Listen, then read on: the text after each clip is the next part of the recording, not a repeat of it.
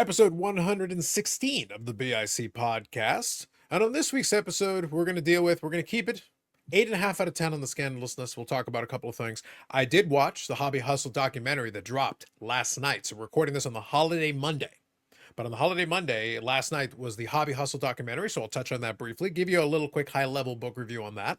I'll do a little bit of follow-up on a couple of comments I received in a video of a conversation that I recently had on the channel in the last couple of days. Links to that will all be in the description, so we'll have a little bit of fun with that. And then Eric will continue his crusade to convince us that Topps is real when we all know everything is O-Peachy. No matter what it is, it's all O-Peachy. That and more on this episode of the BIC podcast.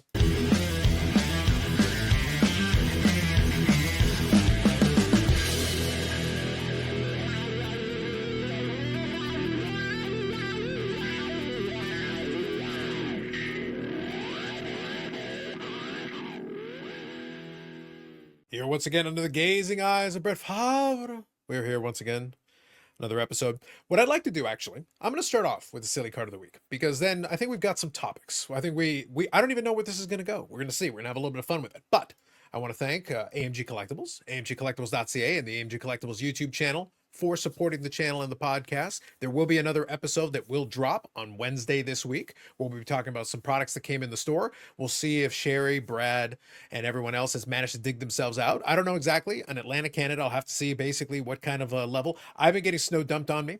One of the things I'll touch on briefly is that card show that was in Hamilton today that we're recording. I never made it there. I'll explain about all that in a minute. But yeah, I'm getting snow dumped on me, and we're not melting anything, and then we're dropping more, and we're dropping more, and we're dropping more. From my understanding is the Burrell did make it out there, but he drove straight over. I was never able to make it over there, so I cannot give a report. So all the cash that I brought will still be in my pocket, so I'll probably use it to buy some stuff on eBay. But we'll discuss that a little bit. But other things, we'll see basically how it's going on in the store. And now we're recording this on February 17th. So probably on this week's episode, we'll talk about the trade night and card show, which will be coming up shortly. February is a short month, so it'll be coming up shortly. So we'll give you some reminders on that. So check that out. Links in the description. Thank you to AMG for supporting the channel and the podcast. All right. Silly card of the week time. We got I think it's close to a record turnout. We got 49 votes, so very strong turnout. Thank you all for participating in the only true democracy in this world. All your votes do indeed count. Yeah. We had some strong candidates this week, and as I lovingly referred to it as not enough love. This is a justice for Trodan situation. That man is a scary dude, and I don't know. I think you all he was narrowly in third place with 27% of the popular vote.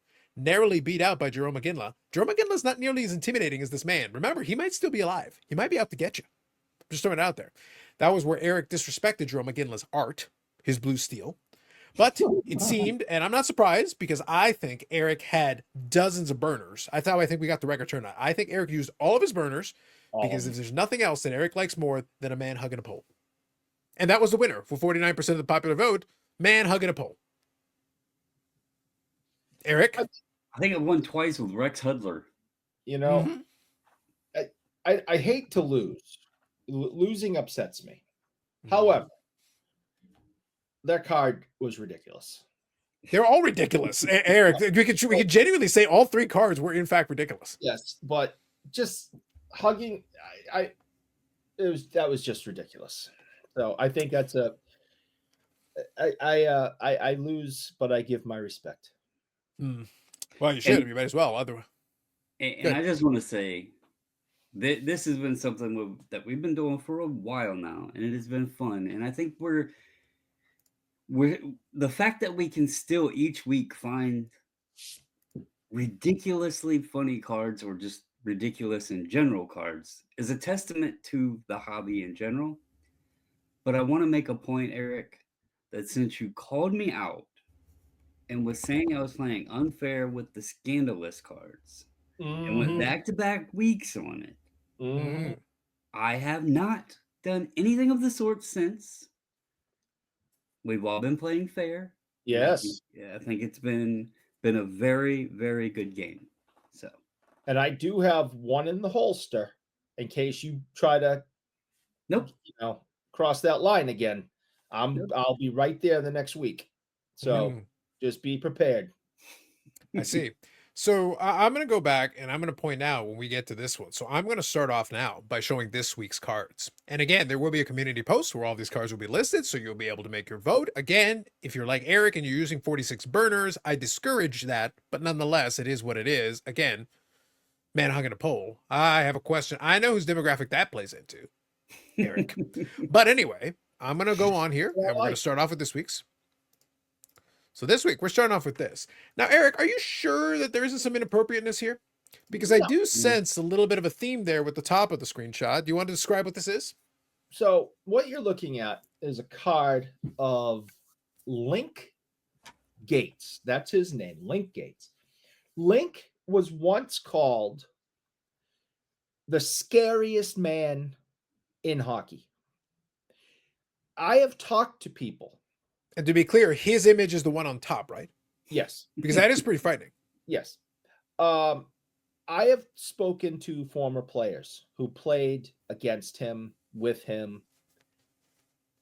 During his playing career, this man was insane. If you look closely on all of his rookie cards, and even this picture here, this one you can barely see it, but under his left eye, you will see a bruise. If you find his rookie card, he got into a fight the night before the draft in a bar and beat up like the entire bar by himself. And in his photos on draft day, he's got his eye is just swelled up, big old, bruise on it. And all his early pictures that were taken around that time all have this big black eye on his left eye. And I guess from what I understand, he's turned his life around, and he's older now, and he's calmed down, and he's doing well. But one of the first questions people ask about Link Gates is he still alive? Because he was certifiably insane. I know we say that about players sometimes, like that guy's insane. This guy had a screw loose. So I still think my football guy from the 1960s last week could totally take him. Yeah. Yeah. So the fact that they put a chicken, I don't particularly get the reference, other than Link Gates was afraid of no human being because of his. But he was afraid of chickens? Insanity. I mean, that chicken's giving him a pretty harsh stare. Yeah. Like I'm saying that's a pretty, there's a serious eyeball there, man. Link Gates was no chicken. But when I saw this, I found it at the shop, and I was like, what in holy hell is this? Putting a chicken on the card with Link Gates, who still has the black eye from the fight before draft day. So I'm going to circle back around this because this chicken brings up and invokes a Wade Boggs sensibility. We'll get back to that. We'll get back to that. So that's the first. As somebody who grew up in Boston and actually liked baseball while Wade Boggs played here, I'm well aware of the chicken reference. Mm-hmm. So that is your first option. That will be one of your selections. Second selection, we got ourselves something from Stadium Club, and here's Jeff Montgomery being a fireman. That's a baseball reference too. If you know your old school, it used to be the Rolaids fireman. I believe it was Rolaids. There was a sponsor. So it used to have that, but the closers used to be called firemen because at that time it wasn't a specialized position yet. Their job was to put out the fire. Get it? So anyway, so this is a nice setup here for a nice Stadium Club candid photograph here, a stage photograph with Jeff Montgomery being in fact a fireman. Classic Stadium Club. Classic Stadium Club. I've never heard of Jeff Montgomery, but he's a good sport to have done that photo shoot. Good for him. Yep. The good news is he didn't start the fire, but he's ready to go. All right. Lastly, we've got another calm, rational individual. Oh, good Jesus.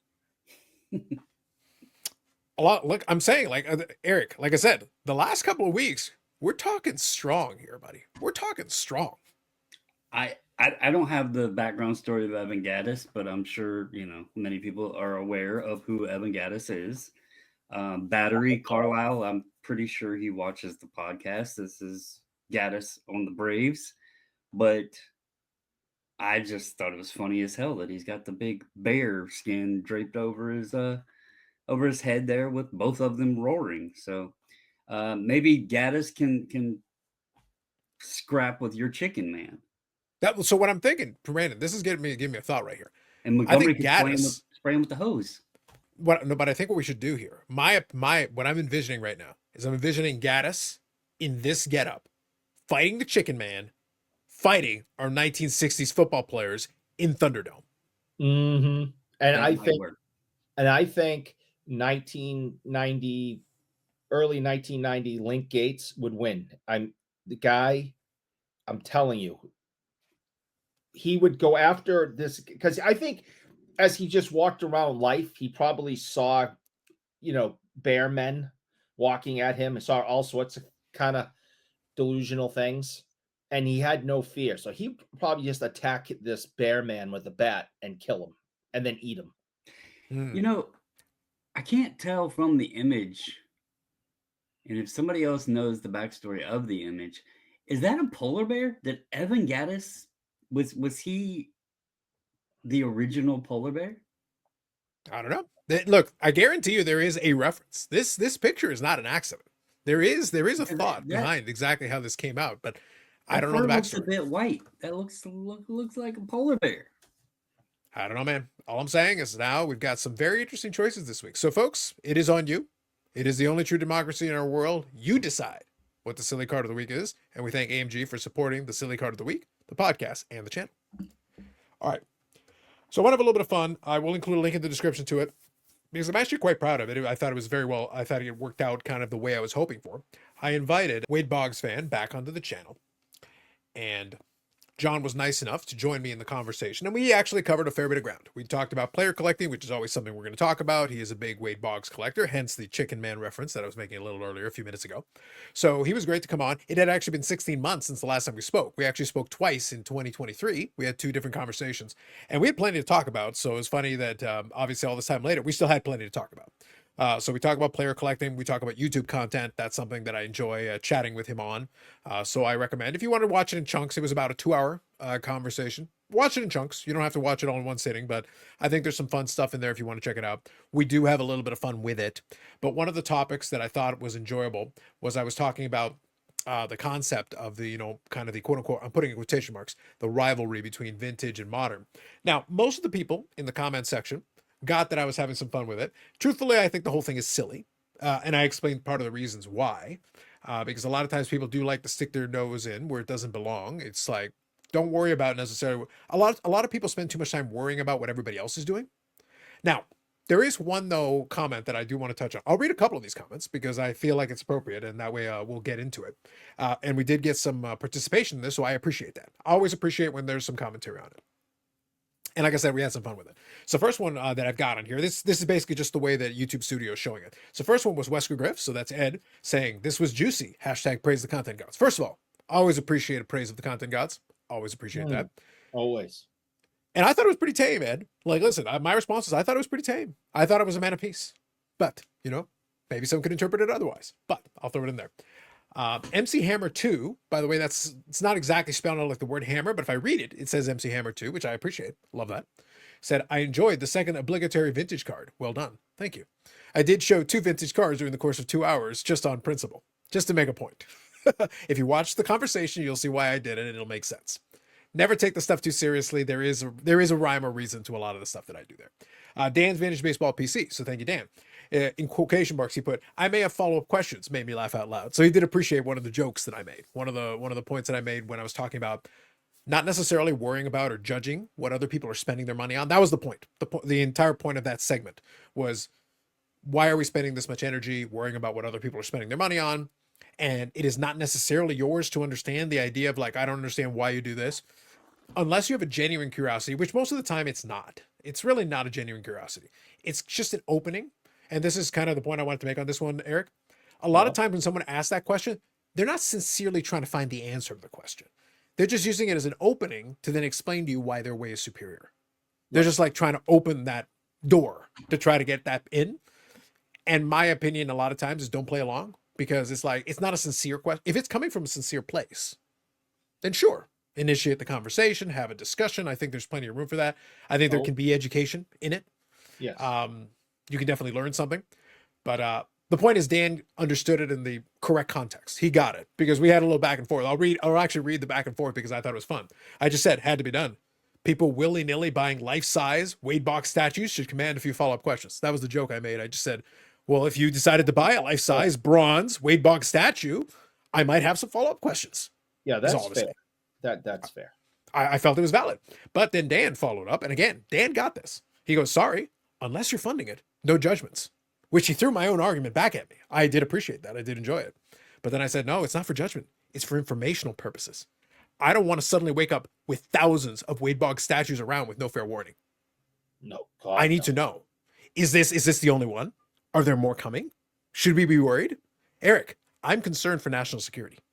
I need to know the answer to this question. This is not about judgment, Eric. This is about protecting ourselves. Yeah, you can't just walk around willy-nilly and then all of a sudden turn the corner and all of a sudden there's a life-size WadeBoggs statue sitting there. I mean, that's just that's ridiculous. You can't have that. Yeah. So Brandon, like I said, the point is the Unacceptable. comment It's section is understandable. unacceptable. The point is the comment section is getting it, Brandon. So far, so good. So far, Brandon, I feel the comment section is getting it in the spirit in which it's intended. So I appreciate that. Paul, of course, said, let's talk vintage. You finished a 78 set. Me, 26 hours in the future, dying inside because a set made after I was born being included in a sentence that includes the word vintage. Eric can appreciate those feels. So there you go. And I did respond. Imagine Eric's plight. Anything after the invention of the stone is basically ultramodern for him, which is true.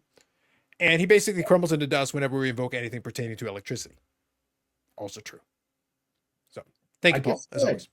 I get scared. Electricity can be scary. Mm-hmm. Dr. Copernicus, frequent commenter here. I'm only here for the Chosen Rosen content. Love it. I did invoke the Chosen Rosen a few times in that conversation. Again, we had some fun. Josh here, Eric's favorite. I just finished this and didn't hear any food discussions. What was this sports card hobby you speak of? P.S. Ice cream cake doesn't count. And my response is ice cream cake is the only thing that counts. You get that right. Shout out to Bobby and the ice cream cake. I knew that cheesecake picture I was sending him was going to get him. That was not ice cream cake. That was cheesecake from the Cheesecake Factory. Indeed. So last one here. I'm going to touch on this one because I want you guys to I want to get your opinions. I wanted you to chime in. By the way, thank you to everybody who offered a comment. Always, we talk about this. We always appreciate the engagement. The engagement is always appreciated. So the question was posed. Is it hypocritical to attempt to spin another content creator's video? Now, first thing I'm going to say, I'm going to break this up into pieces. The first part is that. Okay. To attempt to spin another content creator's video. So that's a preloaded question. That kind of plays into exactly the conversation I was having. It's a preloaded question. It kind of already makes an assumption, but okay, for the sake of this, we'll go with it. In order to drive up your views. Well, it didn't work. Just we're on the same page. And my response was kind of in line with that. It didn't work because if I wanted to drive up views, I would have used a more scandalous thumbnail. I would have used a much more incendiary title. And it would have been something more SEO friendly than round 3 with WadeBoggsFan. So to answer your question, no, it's not, because that isn't what happened. Because if I did, then I'm doing a very poor job because it didn't work. But just throwing that out there. Well, and then lastly, we could go back and edit it. Oh, we can, but I'm probably not going to. But I'll just throw that out there. I always enjoyed that the first Bloodbath on BIC. Yes. Yeah, it's like vintage sucks! Exclamation point. Right. Fire flame emojis. And let me tell you why. That might get a few clicks, few modern sucks. Yes, vintage sucks. I agree. No, so anyway, awesome. Modern sucks. Like Eric said, vintage sucks. I know Eric hates vintage. So anyway, the point is that if you want to drive views, that's how you do it. you gotta hit the SEO marks. You gotta use the more incendiary language. I'm sorry. If you want to accuse me of clickbait, that ain't the one you gotta use. You got pick something else. That's my advice to you. So anyway, the point was the thesis. I'll just talk about it this way and I'll open up to you guys.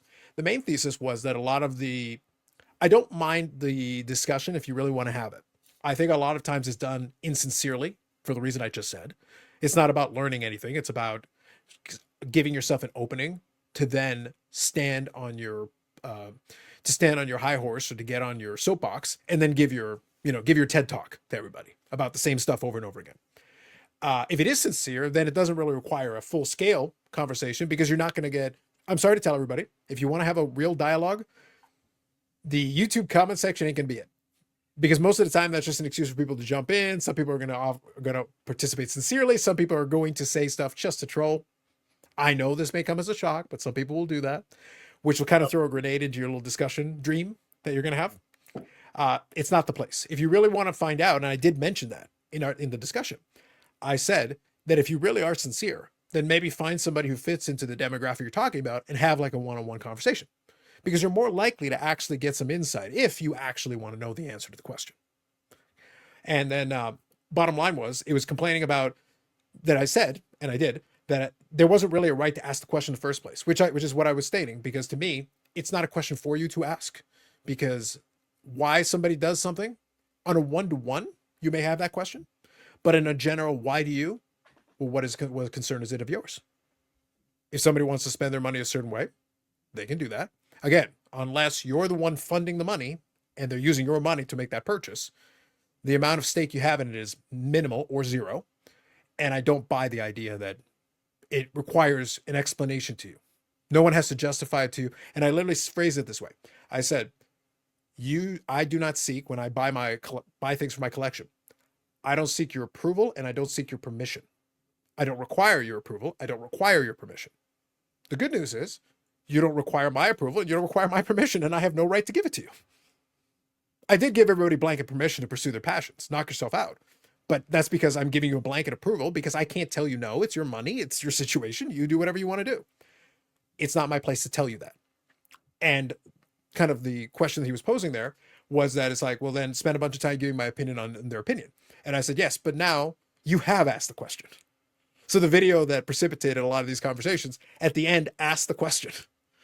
Well, as soon as you ask the question, Brandon, now it's fair game. Like, now you have in fact asked the question. Well, now I am going to answer your question. So I didn't start the fire, Brandon. Like Jeff Montgomery, I didn't start the fire. I had fun with it. Yeah. But that's different.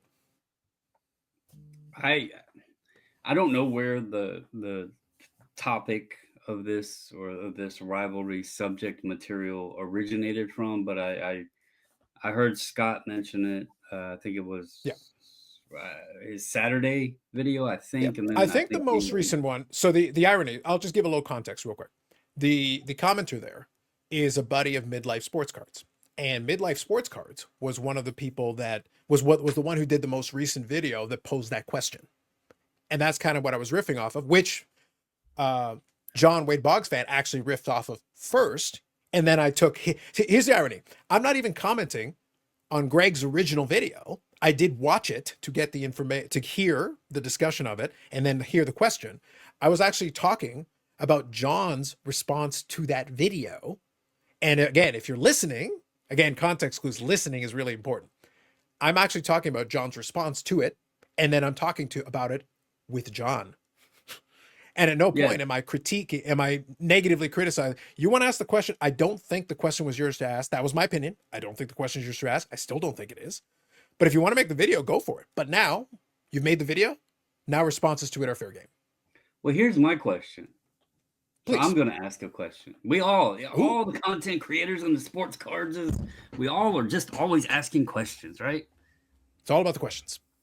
Why can't we all just get along? Why does it have Absolutely to be, not. I want war. Why does it I have want to war, be goddammit. Like, why? I think the biggest thing, and this is going to be, I'm speaking on behalf of my own personal opinion here. This is not a reflection of Carlos or Eric or anybody else. This is my reflection. Should I add hashtag man of peace to your subtext? Because I can do it while you're doing it. Well, you can if you choose, but let me share some thoughts here. Let the man cook, Eric. Let the man cook. Go for it. I don't think the modern, ultra-modern guys have a big of a problem with the vintage folks as the vintage folks have of the ultra-modern people. And I'm not quite sure why the ultra-modern or the vintage people even care what the ultra-modern people are doing, because in most cases, they're not playing in that field anyway. But many, and I'm not saying all, but many of the vintage guys, sometimes they feel, and maybe it's unintentional, but they feel downright hypocritical because they want to be this purest true collector, and they'll use the phrase often of it's not about the value, and then they'll show these super rare, obscure, hard to find, extremely expensive cards and talk about why the ultra modern stuff is just pure shit, which is a direct reflection of you're going back to the value. You're going back to the rarity. You're going back to you're wasting your money because your cards are going to go down, but I'm buying this rare old stuff that is going to be super duper and it's always going to go up. And here's a little side note. I don't think that is the case at all. I actually have a different belief of that, and I have stated it. I don't think vintage is as strong as people think. Certain grades, certain cards, yes. All of it, no. But the moral to this story is, if I like this and you like that, then why can't we both just have fun? Why does it you have to be right and my stuff is shit? Because personally, I like all of it. I don't have a space that I park myself in, but I have publicly said, me and Eric had this discussion when I sold my Willie Mays rookie. I said, I have a place that I have more fun. And a lot of that is due to the fact that some of the players I collect, I just enjoy collecting those players. And I'm going to use a lot of what the vintage folks say. It's not about the money to me. Like, I know that Michael Taylor is not going to give me a retirement fund. I know Victor Robles is not giving me, a mansion. I know that. I know that I am spending money on guys that very few people care about. But I happen to be one of those very few people. Why isn't that okay to the vintage folks, right? And I'll also share, because why not, right? We like vintage. Here's 55 Bowman Hank Aaron. I shared this several years ago when I picked this back up. Love Why it. do I have this card? Because it was Because the first vintage card that I owned as a kid. I traded it away for some stupid stuff and regretted it all my growing up, and I wanted to replace it. And then a player that I do enjoy collecting. Now, this is nothing flashy because none of these are high grade, but they're still cool to me. And that is my Jackie Robinsons. And I didn't get them all out. But there's the 49 Bowman. There's awesome. the 50 Bowman. The 52 Tops. Awesome. And the 53 Tops. Awesome. So I can collect Hank Aaron. I can collect Jackie Robinson. And at the same time, I can appreciate a guy like Victor Robles and Michael Taylor. There is a way to enjoy both worlds. Now, it's not for everybody. If you want to stay in vintage and you have a passion for that, I absolutely appreciate that. I can respect that. If you like ultra modern and you are collecting ultra modern, I can respect that. The only thing that I might be a little judgmental on, and I'm going to preface, I also understand it's not my damn wallet, it's not my money, it's not my problem. The gambling side of it is getting a bit out of hand. There's too many opportunities of the gamblers. There's a lot of people that are likely putting themselves in debt, and that's sad to see. Is it my problem? No. Is it my business? No. But I do think overall it could start having a negative effect within the hobby space. People's going to get a sour taste in their mouth. People may lose relationships, homes, livelihoods, and that is sad to see. But at the end of the day, I'm not camp counselor. I'm not chief of staff. I'm not here to tell anybody what the hell to spend their money on. So if that's what they want to do, so be it. Now, I have a tongue-in-cheek question and also a serious question as a follow-up. First one is I didn't realize I was muted. Otherwise, my joke about the Wade Boggs statue being the thing you should question, that was what I was saying. But which was is a correct thing to question. I'm just saying you should ask questions. I'm just throwing it out there. But my tongue-in-cheek question is: do you not understand, though, Brandon, that if you collect ultra modern, it's a gateway to collecting vintage? You're supposed to start with the ultra modern and then collect the vintage and then never go back. That is my understanding. That's a tongue-in-cheek question. So my collecting has taken many routes. Mm. I've shared this. I've had to rebuild my collection. I'm on my third iteration of it. The previous two were swept away in the wind. This iteration, I started ultra modern. In fact, I was big into basketball and I moved away from that. I had the Ruths, the Gehrig, the Willie Mays that I just mentioned, Mm-hmm. some mantles. You know, I still have a couple mantles, but I was in the vintage phase. And I'm going to be 100% quite honest. My kids don't give a crap about the cards. My thought process was I'll enjoy them today. I'll hand them down to them later and they can enjoy them for whatever it is. They would likely sell them. So why leave them a headache, right? I appreciate those cards. It was fun to be able, and here's where some of it comes from, the show and tell, right? It's cool to get on, do a video. Oh man, look at this pickup. I can't believe I got this, right? We all get that endorphin rush. It makes us proud of what we did. But at the end of the day, when I looked at it, I was sitting there with a $4,000 piece of cardboard. It didn't make me any better of a human being or anything like that. It just meant I bought an expensive piece of cardboard. I owned a Babe Ruth. I have that. Like, I can say that. I have pictures of it. It was an experience. But when I really sat down and evaluated where I had the most fun, that gateway drew me right back to the Washington Nationals. Not Babe Ruth or Mickey Mantle or Lou Gehrig.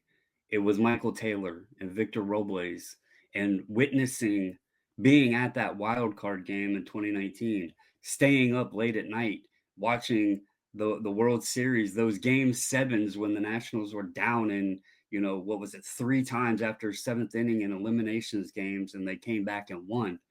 Those moments really hit me. Staying up watching the 2016 World Series, the Cubs and Indians, and that giving me that enjoyment to jump back into liking baseball again. Those moments I'll remember. It wasn't the gateway to Babe Ruth. I had to sit down and think about, where did I have the most passion? Where did I have the most fun? And believe it or not, that can happen in modern and ultra modern players. It does not Scandalous. have it does not have to be Honus Wagner or Babe Ruth. The biggest issue with the content is many times people don't appreciate the smaller players. Now you might even be the same level or you know, really passionate about your collection. Your Mike Modanos, Carlos, you have a kick-ass collection of Mike Modano. Is it Wayne Gretzky? No. Is it Bobby Orr? No. Is it Mickey Mantle? No. But you have a kick-ass collection that you've exerted a lot of time, energy. You've learned about the cards, the checklists, all of that. Does that make you any less of a person because you don't have a $500,000 collection of mantles? No, because you have the passion into what you've curated, and that is your collection, your Modano collection. And that's what should be important, not what era, not how much the shit is worth today or going to be worth tomorrow. That shouldn't be the important part. Having fun, having a passion and appreciation and an enjoyment and loving what you're putting your time and effort into, that should be what's important. I And it didn't want to doesn't matter interrupt. what era it's from. Yeah, I didn't want to interrupt most of Brandon's conversation there because I think he was making some very good points. So, Eric, I want to get to you and I want to get some thoughts from you. Before I do, though, kind of to Brandon's point, we talked about this before. I think we talked about it in the live as well, where I kind of had a little bit of fun with it. Obviously, that's the reason. The reason I wanted to talk to John is because as a player collector, we have a lot in common in that regard. And as someone who has collected vintage, which I have, we can discuss that. So, the great irony of this is if anyone has any complaints about it, it's like, well, I have the bona fides to be able to talk about collecting vintage and modern. I can discuss both of these matters at length with you. The reality is, though, that I don't take this hobby seriously enough to care a lot of times, because it's supposed and to be that fun. was, yeah, that was the underlying point. Hence, a lot of the ridiculous examples that I gave on purpose, and that I really poked fun, like I poked the bear on a couple of different occasions because it was very enjoyable to me to do. But one thing we did talk about in the past is that even if I did like napkin math really rough, talking about since you brought up the Medano collection, it is not, I don't know the exact number because I haven't sat there and calculated it, but if I'm doing like a pretty basic napkin math, there's a really good chance that I spent upwards closing in, if not already surpassed, $100,000 on Medano cards over the years because you just keep adding up the cards. You keep adding up. Now, if I really want to have some fun and clearly clear that number, well, you got to pay for shipping. You got to pay for all these different things. Like there's added costs to accumulating a collection. Well, guess what? That's money out of your pocket too. So if I add up the accumulation of shipping, let alone everything else, what if I just add up the shipping that I paid on those items over the years? Well, I add that in there. I add in the cost of it. Now, this is over a 30-year period, a 30-year span. This didn't happen overnight. And I didn't buy one or two items that took up the bulk of the cost. But if I spent $200 or $300 on this item, $500 on this item, $1,000 on this item, $600 on that item, and then I bought another one, and then I bought another one, and then I bought another one. Well, the top 50 cards that I paid for, I probably spent 20, 30 grand on those alone. And then add in all the other stuff in between, even the stuff that's like $5, $10, $20, $50, it adds up over time. Right. You can see the glowing stuff back here. I've got the lights hooked up now. And this is to a different, not to go off the track here, but on the topic of how things add up. Okay.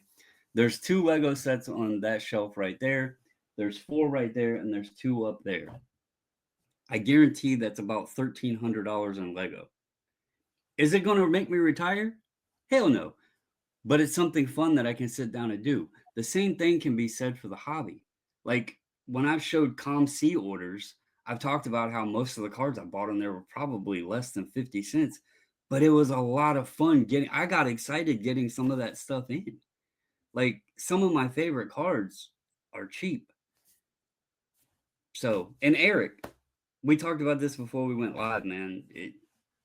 Give us your opinion because you don't go spending $1,000 on a card or whatever, but look behind you at all your Bruin stuff and the passion you have for your area within hockey and the knowledge and appreciation you have for it.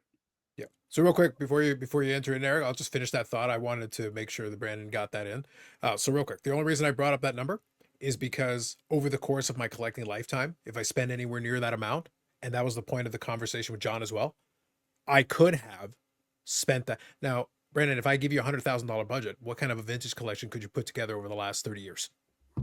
Again, thinking about pre-pandemic pricing, think of all the stuff you could get, the Manals, you could get the Ruths, you could go into pre-war and really put together to make. I will never recover a fraction of the cost that I have put into that Medano collection. And I don't regret any of the steps along the way. I don't lament the money. I don't really care. That was the collection I wanted to build. Collection. I think it's cool. I love seeing the people that build these player collections like that.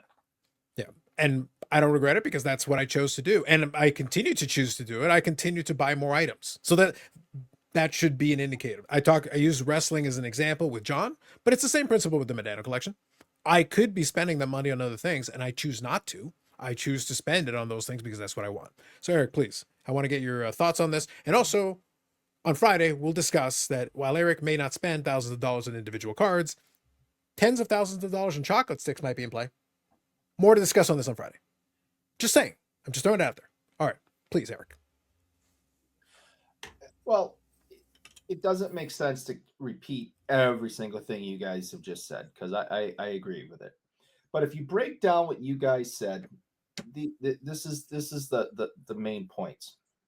It's none of your damn business what I do with my money and my time. Agreed?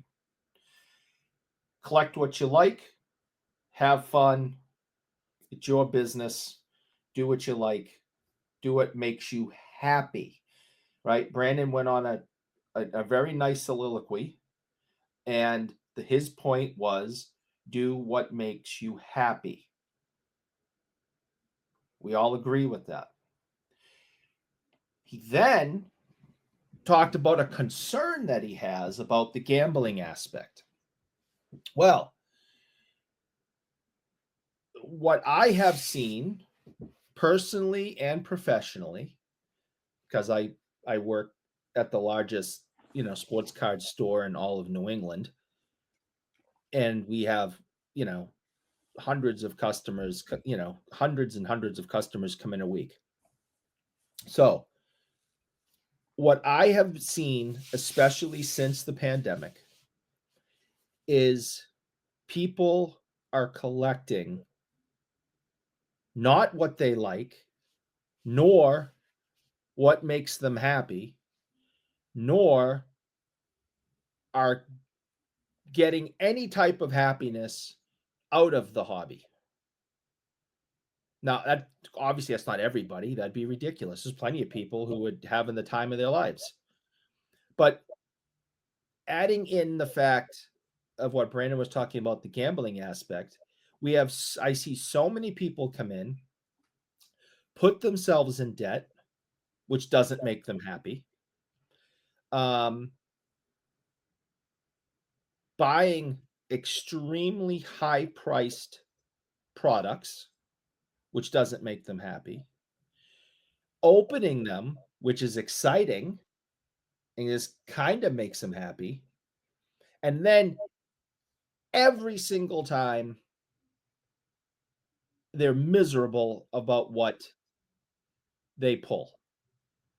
And it doesn't matter if they buy a $30 box of cards or $1,000 or $2,000 box with 3 cards in it or 1 card in it. They're miserable. And what do you think they do when they're miserable? Well, they want to try to fix that. So they go and they buy another box. Mm-hmm. And then they're twice as miserable. So, and then you can say the exact same thing. And again, since the pandemic, we've seen a huge uptick of grading. Nobody, again, I shouldn't say nobody. The majority of people who spend money and setting cards in, the shipping, the fee, the up, the upgrade, PSA taxes, they call it. No one's happy about that. And I'm happy. It fulfills my soul, Eric. And then you have people, the majority of people, who are absolutely rip shit when they get those cards back because everyone thinks they should have a higher grade than what they actually got. Yep. I mean, every even time. people who get a 10. Hard disagree, Brandon. All of my cards are overgraded. Every single one of them, including the ones, including authentics. Actually get a 10. Complain that they should have gotten the first 11 in PSA history because the card was that good. They're never happy. They're losing money. They're eating, they're just eating and shitting out their own money, hard-earned money, and are always miserable and complaining. And something that I react to that. I react to people verbally complaining online, on shows, in the store, at a card show. I keep saying everybody. A large portion of this hobby is bitching and complaining, and they're miserable. Yep. So, because they're the ones who are verbalizing this, whether actually verbalizing it in those areas or with their thumbs on their phones, okay, and they're verbalizing and putting it out there that this sucks, this isn't fun, I'm miserable, I'm poor, I'm in debt, this sucks, sucks. This guy sucks, this shop sucks, this company sucks, these cards suck, this grading company sucks, everything sucks. So I'm sitting back going, well, since you verbalized it and it's really loud, I guess I have to think about it and have an opinion on it because you brought it up. Why does it suck? Well, the majority of you are collecting modern. You're paying these unbelievable prices. You have these ridiculous expectations that are never ever going to be met. And it doesn't make any sense to me. If that's what you choose to do, great. But we keep saying, collect what you like. Do what makes you happy. Well, no one's happy. And I have had so many discussions, especially during the pandemic in Clubhouse, when there used to be 100+ people in there at a time. And I cannot tell you how many people during that time were saying, I don't even like cards. I'm just here for the money. So it's like, so collect what you like. I don't like it. Oh, okay. One of the guys that was involved with that whole Tom Brady autograph thing, he's into sports memorabilia bigger than I know anybody who's in it. He hates cards. He says it all the time. I hate cards. I hate cards. He'll go over and buy $1,000 box, open it, and be absolutely miserable. Like, dude, why? Because he's trying. He was in the mood to gamble, and the scratch ticket convenience store was too far down the street. Well, you're not collecting what you like because you tell me all the time you hate cards, and you're pissed when you open the box and there's nothing in it. So now you're going to keep doing this. Fine, I'll give you my opinion. You're a fool. You've brought this up before and working in the shop. You say that there's people that will come in and ask questions, okay? And especially on the newer stuff, it's very hard to explain because there's so many different variables, variations, parallels, all that stuff. Different products, different inserts, different parallels, different serial numbers, all this other stuff, right? I really sometimes question, because we've sat here and said, collect what you like. But I sometimes wonder if that's the difficult part to a lot of people in the hobby, is they don't know what it is that they like. Because even something as simple, when you look at, and I'm reflecting on the ultra modern stuff here, when you look at like the autograph stuff, I still haven't figured out how a pack pulled sticker auto with a serial number on it is valued way so much higher than an on-card in-person auto. Now I get there might be question marks of the legitimacy of it or whatever, but we've seen that even the relics and some of the autos, you could question the legitimacy of those as well. So, but I think that's where this when the people come in and want to know, in this new breed or new wave of folks that have come in, I think they might be overwhelmed, because it's like going into Baskin Robbins and trying to figure out which ice cream flavor you want. They haven't figured out, and there's so much stuff out there, they don't know what they like. I think that's why the downtowns and the kabooms are so popular, because there's not a lot of variance to them, right? They're case hit, they're shiny, they got different picture, different look to them, and they're simple to say, I want a downtown, I want a kaboom, right? Right. They don't have to pick which pixel dust purple parallel flavor they want, or what serial number they want, or whatever. I want a downtown or a kaboom. So I think that simplifies things, and that might be why those are popular. I think that is one of the biggest struggles in the ultra modern area, but it also blows my mind. Like, we're talking about the gambling aspect. How has it gotten so? That's kind of a dumb question. We see the news articles in ESPN and the six-figure dollar amounts. Do people think and not understand that it is harder to hit one of those than it would be to scratch the lottery ticket and win? Because, or are people literally doing both? Are they just like every Yeah. possible avenue that they can gamble out there, they're putting their money into it? Because that's something that blows my mind too, is how much the gambling has grown when you literally could just stop at the gas station and get yourself, hell, buy a whole roll of lottery tickets if you want to gamble that damn much. And then you're probably going to get more of your money back than you are some of these boxes that are put out there. That's So something that I so let me we could touch on a lot of different angles on this. So, but for the record, I enjoyed Eric's take on this because the whole time I was smirking for a good chunk of it because this is what I enjoy. I enjoy when we go down this rabbit hole because it can be a lot of fun. But okay, so if we're talking about the gambling side of it, because that's where we're at now in this point of the conversation. So thank you all for appreciate you, and feel free to Just give sum your up thoughts in the correspondence. a sentence and a half, real quick. Go. I believe And a thing called love. more modern collectors are more miserable than more vintage collectors. You look at who's more miserable, there's more modern collectors who are miserable than vintage collectors. Vintage collectors, I think, are a little happier and more content. Modern, these, because of all the things we're touching, they seem a lot more miserable. Wait, but let me ask disagree. a question. Quick follow-up question. Okay. Let me ask a question, and then we'll follow up with a thought.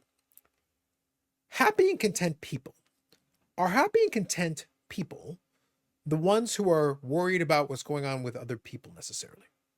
Are they the ones that don't spend their time concerning themselves with their own business and are more interested in other people's business because they're so happy and content? No, Because people should mind their own goddamn business. And but the thing is, the example, the people that you're talking about that precipitated a lot of this conversation are people who do not mind their own business. So I push back on your premise, and if we take demographics, it's not 100% on anything across the board. Nothing is 100%. Just to be clear, nothing is 100%. But the preponderance, the heavy dosage of the people that are concerned about the future of the hobby, concerned about this, tend to skew vintage, the content, happy people that I was told about 5 seconds ago. So I'm a little confused.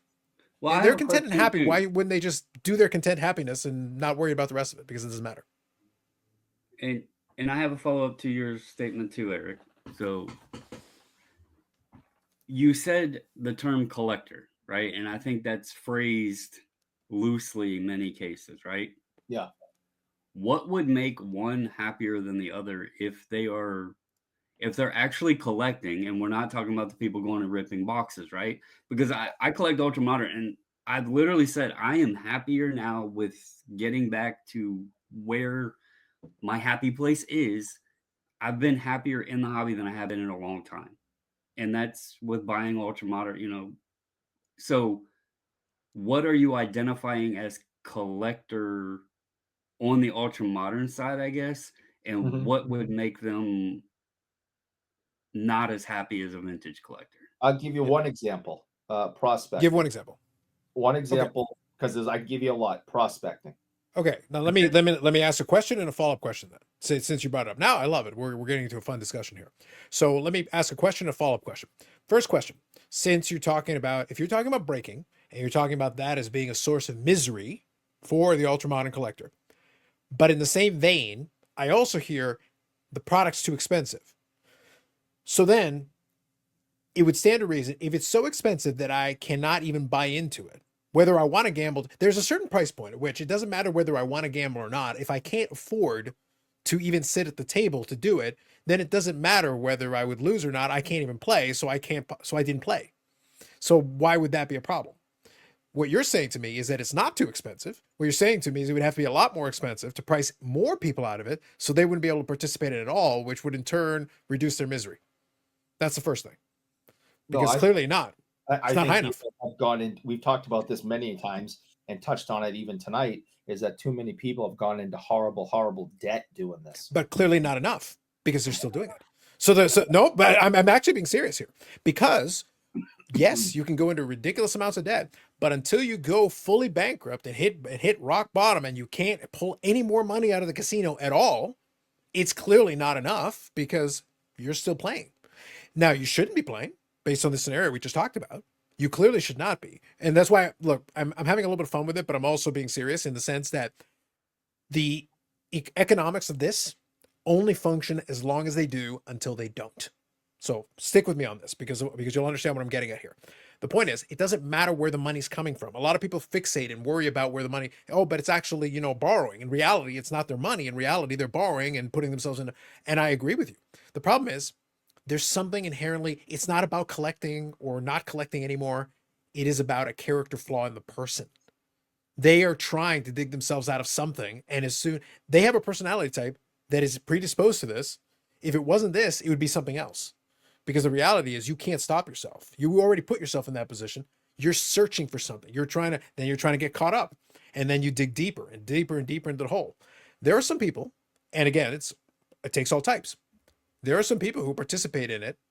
They know full well that the mathematics are against them. But it is more entertaining. If you're just talking about a regular person, it is more entertaining in some ways to see the mystery box, because there could be anything in the mystery box, even a boat. Buying the single, there's really no excitement in it because you know what you're getting. You bought the single. It is what it is. That's the thing you get. The other thing, it could be anything.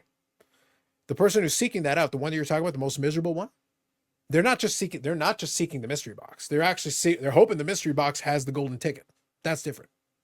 Can I make a counter argument on the statement of buying the single, there's no excitement in it because you're buying the single? Yeah, I'm just saying in general terms. I'm saying in relative terms to the surprise element of it, there is no surprise in the single.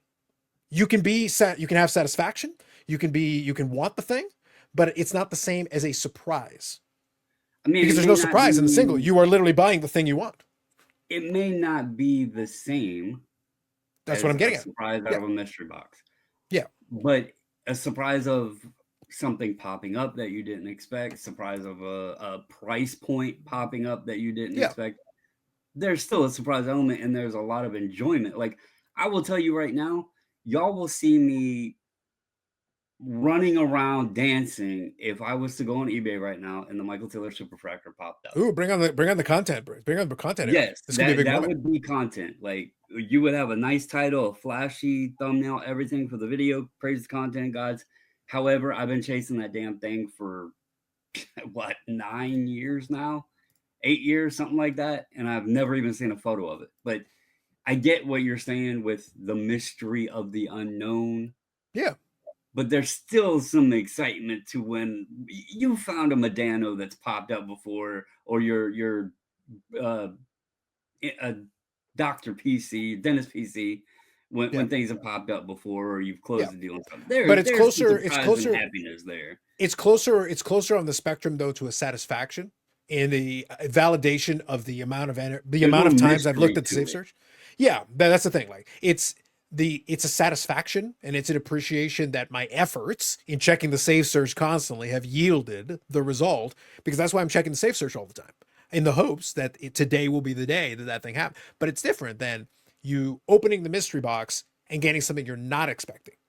You're getting the thing, hey, it turns out. And what if, take it a step further, what if the thing that you pulled was a great card of something that you do chase? It is actually a PC piece. Well, double bonus. But it's a surprise. It's not you can't go in expecting it. You might hope for it, but you're not expecting it. And then when it happens, it happens. To the same point, like to put it this way, Carlos Sr. doesn't collect at all. He doesn't care about it one way or the other. He's never cared about it. I didn't get any of my card collecting from him because he doesn't care about it. But if I have a couple of packs at the house, Carlos Sr.'s like, hey, are you opening that up? He's interested in finding out what's inside the pack. He doesn't know what's good or not good. He's just like, is this any good? He'll buy McDonald's hockey cards at the thing with his coffee, and he just buys the packs. Here's the thing: I get the open packs, Eric. I don't get closed packs. Carlos Sr. opens the damn thing because he just wants to open the packs. He doesn't care, but for him, there's an enjoyment to opening the packs. Don't look in there. What's in the box? Don't look in the box. Yeah, But do you get my point though, Eric? Like he doesn't even know what's good or not good. He doesn't know what the chase is. He doesn't. For him, it's I just want to see what's inside. That's all. That's literally all he wants to know. What's inside. To Eric's point earlier, when he mentioned the grading thing, many folks won't admit it, but a lot of the reason that grading has boomed so much in the last couple years is because the mystery aspect to it. What is like I see it all the time. People cannot wait. There's people that are refreshing constantly many times. Like I would love to see the traffic reports from grading companies' websites of the refresh rates from just individual IPs sometimes because you know their traffic is like they got some damn good servers. That's all I can say because people cannot wait to see what their grades are because there is an unknown element to it, even though there is standards and everything else. Everything's supposed to be a 10, but you know, the likelihood is it's not going to be. So they can't wait to see those grades because there's a mystery, there's an unknown to it. And that's always cracked me up too, because I really think, and again, not everybody, but it's an added element to the gamble of the whole process, the whole product is sending your cards in and hoping to get the 10.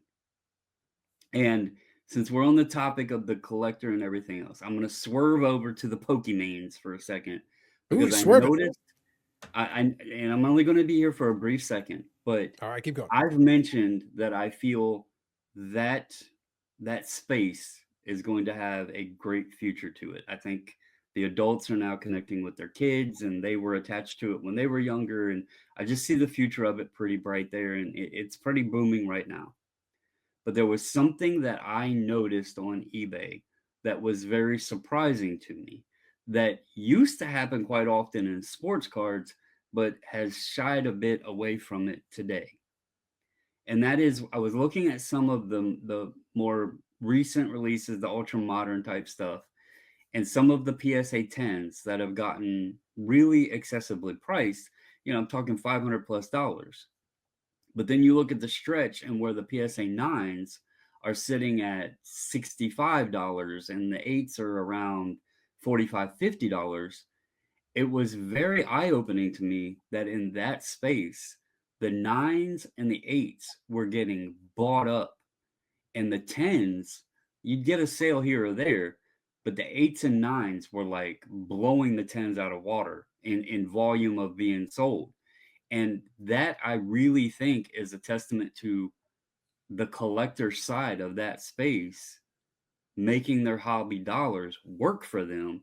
Because if you can buy 10 9s at $50 a piece, for $500 versus one just because it's a 10 and spend 500 on it, well, you're getting more out of you're stretching your dollars further and building your collection more buying these over here. So that was very, very eye-opening to me to see that how that's working over there. And it used to happen in sports cards a lot. People would buy that 8 or that 9 just to have the card slabbed and save themselves some money. They didn't have to worry about, the turnaround times of sending it in and all that other crap. They were getting the card. It was a mint copy, looked nice, it was in the holder, and they saved themselves a bunch of money. It's not so much that today, but I just wanted to mention that because it did feel more collector oriented over there with seeing how many 8s and 9s versus 10s were selling. Sure. Now let me swerve again. We're gonna re-swerve your swerve. We're double swerving. Okay. All right. U-turn. Let me pose a question here. I'll start with you, Eric, but let me pose a thought, and I'll get your take on this. One of the things that we were talking about a couple minutes ago with the whole gambling and aspect of it and everything is that, again, the mystery box versus the single versus all that. But there was one thing I wanted to touch on specifically, and it was something I talked about with John in that conversation, and that is that I'm a big subscriber to the idea that there is value. So this is the angle I want to take on this. That I believe that there is value to making mistakes as an avenue to learn. I actually think that a lot of long-term hobbyists got a lot of value from making incorrect decisions and learning from them. And it's almost the idea that, oh, you're trying to prevent people from making these. I get it. But at the same time, like, how are you going to know if you don't try? It's one of those things where if you don't know what you don't know. Now, can you follow somebody's experience? And this is literally a point I made. I said, can you get good advice from someone to help you avoid very specific pitfalls and accelerate your learning curve? Absolutely. That is a very valid thing that you can, that is where hobby experience can be to your benefit. That's where you can take advantage of it and avoid very common pitfalls. Those are good things. But I think there's value, especially if you don't know what you like to that degree yet. If you haven't fully explored the space, well, how on earth are you going to know what you like if you haven't explored the space at all? If you haven't tried, maybe you start down a collecting path. Turns out it's the wrong collecting path. You're not as into it as you thought. But the only way you would have known that is to try a little bit, sample the space a little bit, try collecting this. Hey, you know what? I like the Boston Bruins. I'm going to try to collect all the Boston Bruins. And you're like, all right, I like this, but I only like certain players specifically. Okay, so maybe collecting the whole franchise history maybe isn't for you. Maybe you focus your attention to certain specific players or a certain specific era or whatever. Like, but how are you going to know that until you try? And I think a lot of collectors missed out on that opportunity. I did a video in the channel a couple of years back, maybe, where I talked about all my different player collections over the year. Player collecting is my specialty. It's my main thing that I do. But I've had player collections over the years that I did for a while, and then I abandoned and let them go. I've even still got a bunch of the cards for some of them. That doesn't mean it was a bad thing, but I learned something. Oh, I enjoyed this. There's aspects of it I liked, aspects of it I didn't like, but I wasn't as passionate about it, so it kind of fell by the wayside. And then this other one fell by the wayside. And then eventually I wound up with kind of the pillars of my collection that I have today. I collected a bunch of sets from the 70s, finished those sets. I wasn't passionate about them, but I did it anyway. I tried it. Well, Eric, in an optimal path, that was a waste of money because in reality, it would have been better just to figure out just to go a straight path from day one, go straight there, don't deviate from the lane, and just keep going. But I did. So now I've got a couple of 70s baseball sets that I really don't have necessarily a use for, but I've got them. I've got some player collections that were started and didn't get finished. But then I've got the pillars of today, and the pillars of today have been solid for some time. But the only way I could have learned that is to try these different things, figure out what I liked or didn't like about them, go, you know what, this doesn't work for me. Let's change the direction. This one stuck the test of time because I liked it. It made sense, and I have a passion for it. Therefore, I keep going down that path, and I slowly chip away at the stuff that doesn't fit. So the question is about the experience being a teacher versus just having somebody explain to you, oh, well, you should collect this way. Oh, no, absolutely. I'm sitting here thinking about some of the mistakes I've made over the years. Some of it was ignorance, and that's not a bad word. I remember years ago trying to explain that to people. Ignorance means you have not experienced, you have not been educated on this. It doesn't mean you're stupid. Somehow ignorance, calling someone ignorant, it's become an insult, but as it's defined, it just means you just haven't experienced this yet. So I some of the mistakes I've made in the past were ignorance. Some of it was impulsivity, where I didn't take a breath first, and either I was just going too fast, and that's one of the things that I do now is I take a breath before I buy something. That doesn't mean I grab my phone and look at comps and no, I just take a breath and think. Do I really want this? Do I have the funds? Why don't I take a second quick look and make sure this thing's in the shape that I think it's in? Take it out of the sleeve, out of the plastic, out of the mag holder. All these things that I didn't do at one point and got home and realized that was a bad deal for me. I spent too much. The card's not as good as I thought it was. I already have this card.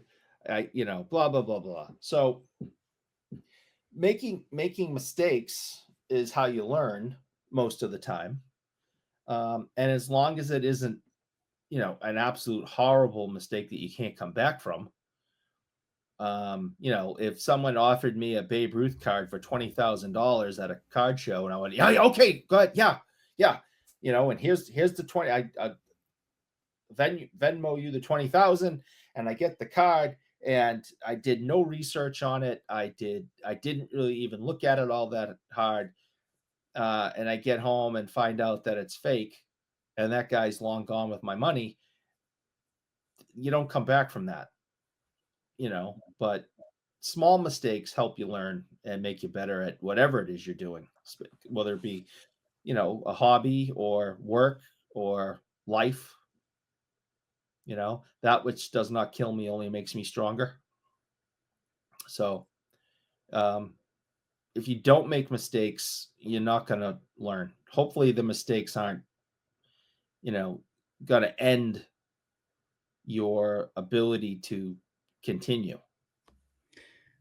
So real quick, and Eric, I already know your opinion on this because it actually you've discussed it in your reflection on how you collect today and why that is. But Carlos, you mentioned diving in and trying to get into the space and having to figure out, like, learn what you're doing, basically Yeah. educating as you go along, right? Yeah. Do you think, and this ties back to what I was saying earlier about so much out there that it might be difficult for people to figure out what it is that they want to collect or what it is that they like? Do you think at the same aspect that folks in like our age range and older, we had an advantage to an extent because, and this was just when you were discussing that, it like I've never thought about it before, but it hit me because I was thinking my childhood and thinking about a younger person today, and not necessarily a child, but even a 20-year-old today. When we were growing up, we had the luxury that we could go to, a Toys R Us or a Kmart or whatever, or if we had a hobby shop, we could go there and we could buy packs, you know, very cheap. And we didn't have to worry about, was the hit pulled yet? Was the case hit pulled? Was the box hit pulled? We went and could buy packs that were just base cards from the particular set, right? And whatever was in it, we got. Today, the difficulty that gets charged into it is it doesn't seem like hardly anybody buys packs anymore. You really have to dive in and go all for it in buying the box, which obviously adds an additional expense right away. They're not getting the luxury of, let's even take, what we said a box of Series 1 was $90 or whatever, and you break that down, pack price, probably somewhere around $5 a pack. So Today, yeah. yeah, so even on a Series 1 Topps hobby box pack, they don't have that luxury in most cases because some hobby shops don't even sell them by the pack anymore. But even if they did, there's always that question of, am I going to get screwed? And we had that question, in the later 90s and early 2000s of when packs were still kind of a thing. But do you think that's part of it? Is because the education is more expensive today because the more commonplace purchase is the box versus So I where think, we could buy a pack or two. yeah. So I think yes and no. And the only reason I say that is twofold. One of them is that, to your point, I did the quick math with the inflation calculator. I used 1998 as an example, but if you go earlier, it can be more pronounced for you. I just wanted to use that as an example. I looked at what a hobby box of Topps flagship was in 98 because I remember a mutual friend would buy a couple of cases from a distributor, And then he would say, "Hey guys, if you want to get a couple boxes, let me know." Basically, they were doing like, it wasn't group breaking because they would literally sell you the whole box. They'd be like, "Okay, I'm gonna buy a couple cases. If you guys want some boxes, this is my price per case, and if you got, sorry, per box, I should say. And if you want a couple boxes, you can have a couple boxes, whatever. And then shipping will be X or whatever." And I participated in some of those. So I opened some boxes of 98 tops. So now at the time of recording this, that's 27 years ago. But the price that we were paying per box is actually on par with what a box of flagship is today. So it wasn't that much more. So actually what a flagship box of today is, it's pretty on par. And I remember when I pulled out of those boxes, and you could have some fun with it, but I was like, I'm not convinced that the current version of it is, I'm going to get to your point, but I'm just giving an example. So the thing is, that price point has not gotten so far out of whack. If we're using flagship as an example, the higher end, yes, the higher end got a lot further away from us. My thought, though, the reason I say yes and no, from that perspective, yes. For the baseline, if you want to open packs, now you basically have to open boxes. And because you have to open boxes, the price point has increased exponentially versus the ability to sample with a couple of packs at a time, which is what the luxury we had in our day, so to speak. So yes, from that perspective. But the other side of it is that I think the bigger problem, and this would be the only piece of unsolicited advice that I would offer to the parents with their kids today. This would be the only piece of advice that I would offer. And it is unsolicited because you didn't ask. A lot of people like to give unsolicited advice all the time, and that sucks, but I'll give you one piece. My piece is this. If you want to dip your toe in it, then dip your toe. Dipping your toe means, okay, so you can't buy single packs? Well, then look at some singles. You pretty much should be looking at singles anyway. I would rather, if you're going to make a mistake on $1 or $2 cards, as opposed to buying a box that's a couple $100. And there's another thing too. We talk about the bad in this space. So this is going to feel weird even using this as a suggestion. If there's anyone, and I don't know how many newcomers we have that listen or watch, but to the counterpoint, there is an accessibility that we didn't have when we were growing up. Yep. Because although there is a lot of negative that comes from breaking, you can just sit down and watch breaks, if that makes any sense, and Sure. educate the product, what the cards look like, players in it. You can access checklists online now. The odds are all online. I know a lot of people hate doing work or effort, thou shalt not effort. But there is a lot more accessibility without spending the money that we didn't have as well. So yeah, I guess on both ends, if you want to open, most cases you're going to buy the box. You're not going to buy it by a pack. So the cost involved, especially, and I use flagship as an example because that's a recent product. And as an example of it, I don't want to open the product after looking at the odds. But at the same time, there's a couple players I wouldn't mind buying because as a Nationals fan, but I'm looking at the prices and I'm like, I'm not spending that on those. Like I don't need those I don't need those cards at that price. Even though I like the players, I don't want to spend that on them. So that is self-restraint, self-judgment, setting an expectation of what I would spend on it. But I guess there's sides to both of it now that I'm thinking about it, and that would be a suggestion. Sit down and watch breaks if you want to educate. It costs you nothing. You would learn a lot just by observing. Yeah. Yep. So look, I'll put you this way. Let's say you were starting over and you both had kids and you both had kids that were young at one point. So if you were starting over, like as a parent in the hobby today, knowing what you know about the way boxes are and the pricing point and everything, to me, the thought process, the philosophy that I would have at this point is that you want to make frequent mistakes. Not ideally, but it's going to happen. You're going to make bad calls. You're going to make mistakes. If you're going to make the mistakes, though, I like the idea of making mistakes that are small stakes. This would be the way that I would present this to you. Small stake mistakes, I think, are okay because you can afford to make a number of them and it's not going to cripple you in any way because you can afford to do that. So if I was offering that situation there, what do you think is the better value? You go and try to find a blaster box. Maybe it'll cost you 40, 50 bucks. That's not cheap, but it's cheaper than a hobby box. But you could do that. Or if you're going to spend 40 or 50 bucks anyway, that's what it's going to cost you. What if you went to a small card show, handed your kid 20 bucks, and sent him to the dollar box and said, grab anything you like? Yep. It's got to add up to 20 bucks. I don't care what. Go Pokemon, go sport, go non-sport, go baseball. You grab a couple of baseball cards, a couple of football cards, a couple of hockey cards, a couple of basketball, whatever. Maybe you'll just like the design. Maybe you think the player looks cool. Maybe you see the top of the card has a chicken on it and you're like into that kind of thing. I'm just saying. Yes. That could be a thing.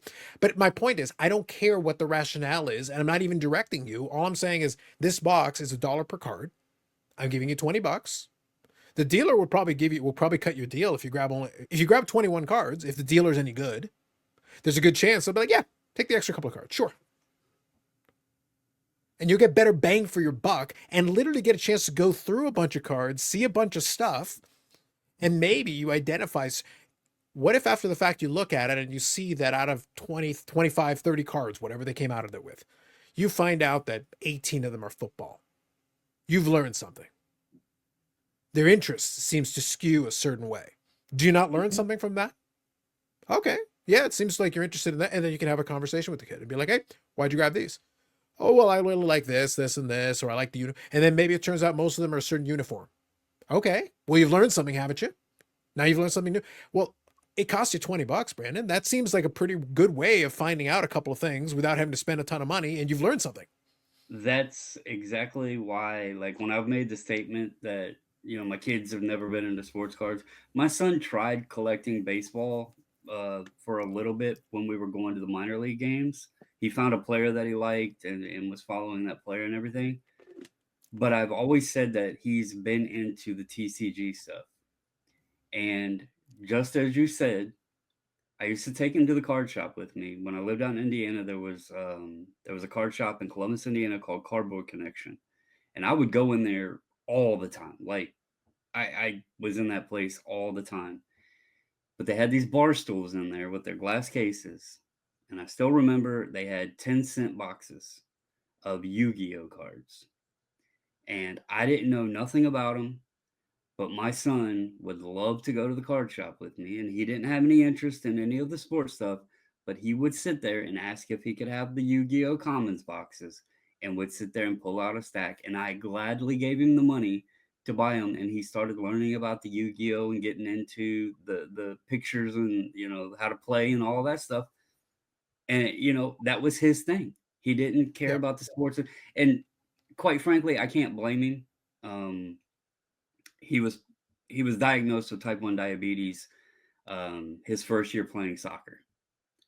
And so he had this fear that playing sports and all that attributed to him winding up with his diabetes. So he kind of had a fear of the sports. So, but he found something he was interested in. And I wasn't going to, shy him away from that. It's not my place to tell him what he can't, what he should or shouldn't collect. And he found TCG.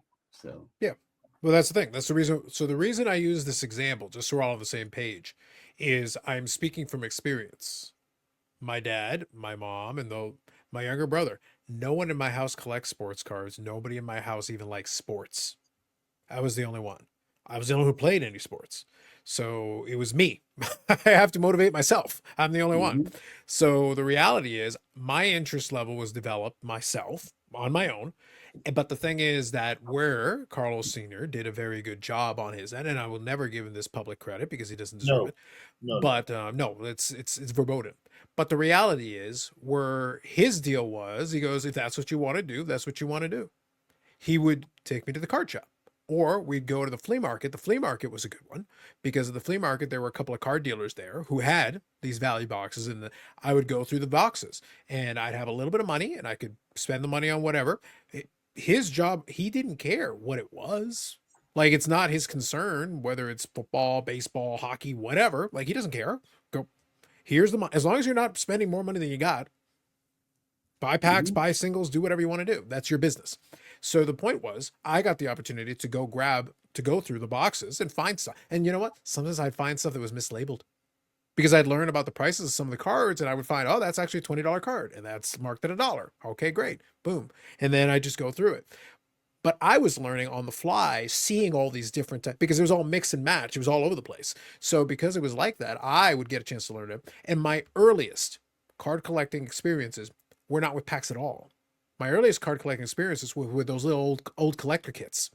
You get a little binder, you get some pages, Yep. and literally a mix of cards. And by the way, all the cards that were in that mix were absolute garbage.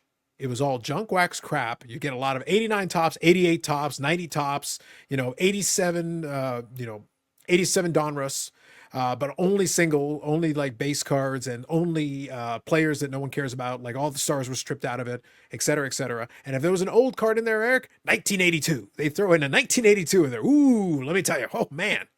But that was it. They would grab like 100, 200 cards, and it probably cost them less than a penny a card to get that stuff. And they would throw it in these collector kits. But guess what? While you're sorting through those cards, you're going to figure some stuff out.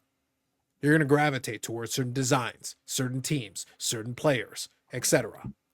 I was a Jays fan, so whenever I got a Jays card out of that stack, there you go. That's going in the binder. That's the point. That's all I'm getting at. So if you want to recreate that in the modern day, go to a value box. It's cheaper than buying a blaster.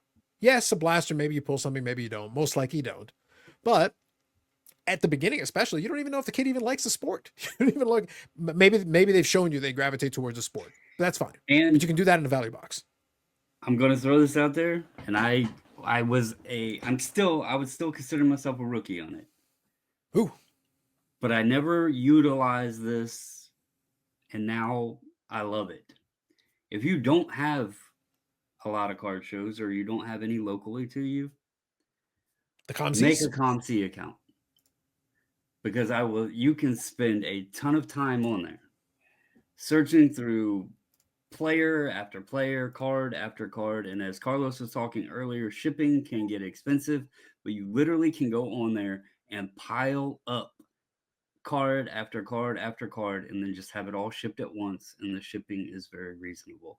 So if you don't have a card show to go dive in dollar boxes or whatever, go hit up ComC. Not sponsored or anything like that. I never was a user of the site, and now I absolutely enjoy it. So, yeah. And the thing is, like, stuff like that is still possible. It is tougher. I'll be the first to acknowledge it's tougher now than it's ever been. It really is. It's tougher now than it's ever been. But that doesn't mean it's not possible. My main point, and hopefully the big takeaway here, is that my mindset, my opinion, is that I do think there is value in making mistakes. There is value in trying different stuff to learn what you really like. But I think if you're going to do it, though, find a way to do it that's the most economical way. Because then, guess what? Turns out you didn't like this stuff. Okay, well, you're not out a lot of money. So that's okay. That's fine. You didn't lose a lot. But buying boxes and cases of stuff, if you get it wrong, it gets real expensive real quick. And you just dumped a bunch of cash and you missed out because you didn't learn as much. It took you more money to learn less. And now you still don't know. And now you're thousands of dollars in. Well, okay, the struggle is real. Now you're my stuff was low stakes, man. The early days of collecting was real low stakes. If I had never taken to it, we were not a lot of money. And also to your point of digging through a dollar box, you only have to pay for what you actually take out of it, and you can still Correct. learn about all the other cards and see all the other cards. Yeah, and you don't have to pay for them. yeah. Well, that's the reason why I kind of encourage. Again, in this case, Brandon, I'm only speaking from my personal experience. I'm speaking from an experience of someone who had the least possible, had every factor working against me ever being involved in this at all. Or you could buy every different parallel that Leaf makes of your Ooh, favorite person. ooh. That's a good idea, right, Eric? Eric likes that one, including all the printing plates, the press plates, the super plates, the uber plates, the plated plates, the plated plate plates. The leprechaun. Oh man, the leprechaun, the Shaka Khan. Wait until there's a Shaka Khan. When Shaka Khan's running behind you, oh man, that's gonna get real exciting. It's gonna be amazing. So anyway, so that was my point with that. Hopefully that made sense. We went in a couple of different directions. I think the discussion was good, but I wanted to make sure that we got that. Hopefully that last part was useful to somebody because, like, I'm serious. You will learn a lot more going in a value bin. If you really want the kids to give them $20 and send them to the value bin, you're going to get way more value, learning a lot more out of that. I would send them to the 50-cent box, the dollar box. You will get way more value out of that. They will learn more, and you will learn more about what they like and what they don't like, letting them pick whatever that comes out of that box. Mhm. You never know. You have no idea until you try. But then you're only out $20. And then you can lean heavier into the thing once you figure out what the information's telling you. Okay, turns out they really like this. Okay, cool. They're a Hal F and Gil super collector. Oh my God. Yeah. Now they can compete with Eric on the eBays on all the Hal Gils. It's crazy. It's gonna be wild. All right. So I think we covered all that. That actually took longer than I thought it would. So let me be real quick then. I will do the Hobby Hustle quick review because there's a lot to it. Here's what I'll say. Hobby Hustle is a hobby documentary, the newest one. It literally just dropped on the 16th. Literally just dropped yesterday, the day we're recording this. So what I'm going to say is this. I'll say high level, slickly produced. I did listen to an interview from the director, who seems a lot less insane than a lot of the recent hobby directors. So good on him. He good. actually self-financed. Because he couldn't find the combination of distributors that he wanted, and in the end was able to make it work. So for now, it's available on Apple, and I think one other platform. But then in the next couple of months, it'll be more openly available to other places. But you can watch it on Apple. I rented it, quote unquote, rented it. It was like $4, so it was fine. What I'll say was it's slickly produced. I think they had narratives within it. A good documentary, will have a couple of narratives. They'll introduce this character, and then they'll introduce this other character. And then you'll go in, give a little bit of the story, pause, introduce this new character, introduce their story, pause, introduce this third character or this fourth character. And then you'll go back to the people previously and then update and give you more information. So what I'll say is this. I took a couple of notes, so I'll quickly go through a couple of them. A lot of B-rolls and voiceovers, so production was pretty decent, I would say. Pretty decent production. It was like a 2.5-hour film, give or take. So not too short, but not too long. One of the ones they featured was Up North Collectibles, who I am familiar with. They've got a YouTube channel. They've actually been around a while. And one of the stories was them going and creating their own card shop, talking with the young man who was involved in Up North and his father, who originally were doing breaks on YouTube and did a lot of buying and stuff. And now they created their own shop. That was part of the story of what they were talking about. They did do a little bit of background for people that aren't as familiar. Talked about Jefferson Burdick, some of the early collectors in there. So that's good. Gives a little background. And there's one thing in particular that they did different from some of the other hobby documentaries that I do want to make sure I touch on here in a minute, but just to give you some background on that. So gave a quick summary of the junk wax era, development of inserts, chases, boom and bust, talking about the 07-08 decline after the financial crisis, and then kind of coming back up, and then the COVID boom. So it does cover into the present day. So that's good. Now, one thing I'll say is that they did one thing that some of these other ones, like the one with the Steve Aoki one that I made fun of, had some fun with that one. This one did touch on some stuff about collectors and collecting. One of Eric's friends from Clubhouse is the F1 collector in there who's featured as part of it. So she's got a segment in there, and they talk about women in the hobby, and it'd be good to have more, expand the demographics, which I can touch on in a minute. But high level, that was the thing. She gave her background in Formula One collecting, what got her into it, why she was interested in it. All good. Great. All good there. But one important thing that I think they did here that a lot of the other hobby documentaries don't do as well, they didn't fixate on industry figures. There is no G-offs. There are no card company representatives in this. They didn't lean on the auction houses too heavily. They did touch on a little bit with one segment that I'll touch on, but they didn't focus on that the whole way. They didn't focus on a lot of the big card stores necessarily. They talked about this card store that was just getting off the ground with somebody who'd been around a bit. They visited the National a couple times, but that wasn't the main focus of it either. One of the things, though, that they spent a lot of time on was this young guy who was a former baseball prospect turned memorabilia dealer, went to prison for 6 years for memorabilia fraud. So the thing was, one of the key segments is they did include a segment, and he was a feature player in this documentary. He wasn't just a brief mention. They went back and forth with him, his mother, a lot of folks involved in that whole thing. I think it was called Operation Fastball or one of the FBI operations. And they did interview one of the FBI guys or one of the police officers involved in it. It wasn't Bullpen. It was a different one. It's similar to it. They use a similar naming convention, but it was a different one. I'll double check the name in a minute. The point is, that was a big feature piece that they kept going back to. And they followed his story, gave examples and everything. And they interviewed him extensively. He talked to them a lot about it and how he did it and all this stuff. And then kind of followed his story on it. So the point is, the director was not shy to talk about the seedier side of it. from the perspective of memorabilia fraud, from the perspective of the downsides of it, some of the issues that come about as a result of it. So they did touch on that, which already is different than some of the hobby documentaries that kind of shied away from it entirely. So they did give, Glorify everything. Yeah. yeah, it was, so it wasn't just glorification. So they definitely touched on that and gave it some time, which is good. I actually thought that was a good thing. Now on the upside, the nicer side, if you will, they talked about the infamous black swamp find. Mhm. So they interviewed the family and gave the background on it, how the house had been in the family for generations, going back to, I think, 1908. And then it was only because like the oldest aunt or whatever passed away, and then the family went to go and clean it up. And it turns out she was a hoarder. And she literally had to like paths to try to get through the house. And it took them weeks and months to get basically the ground floor cleared out so that then they could eventually get up to the attic and the main other areas. Well, then when they finally got there, they found all this stuff and all this crap. And they didn't realize what they even had when they found the baseball cards initially, and 3 different times tried to throw it out. One of the family members was actually trying to throw the baseball cards out, and the only reason they didn't pay too much attention to it was because the cards weren't tops. They were all caramel cards and things like that. They had no understanding of what they were.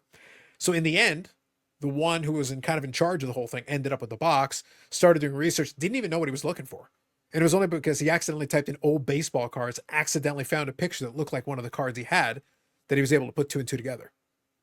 Well, in all, the family ended up making $3 million from those cards because they were some of the highest graded, like caramel cards and things like that. There was even a PSA 10 in there and some high grade stuff because it had been basically preserved for decades and decades and decades, hidden in an attic somewhere.